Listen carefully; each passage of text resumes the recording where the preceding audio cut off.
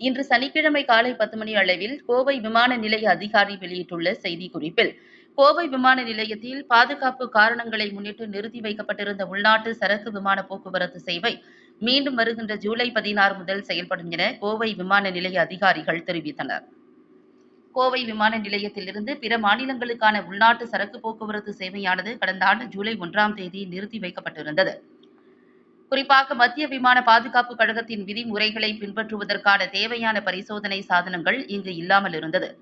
இந்த பரிசோதனை சாதனங்கள் இல்லாததால் கோவை உள்ளிட்ட சில விமான நிலையங்களில் உள்நாட்டு சரக்கு விமான போக்குவரத்து நிறுத்தப்பட்டது.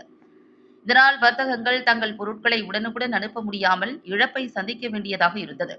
இதுகுறித்து பல வர்த்தக அமைப்புகள் மற்றும் விமான போக்குவரத்து நிறுவனங்கள் விமான நிலைய ஆணையத்திடம் தொடர்ந்து வலியுறுத்தி வந்த நிலையில், தற்போது தேவையான பரிசோதனை கருவிகள் மற்றும் அடிப்படை கட்டமைப்பு வசதிகளையும் கோவை விமான நிலையத்தில் ஏற்படுத்தப்பட்டுள்ளது.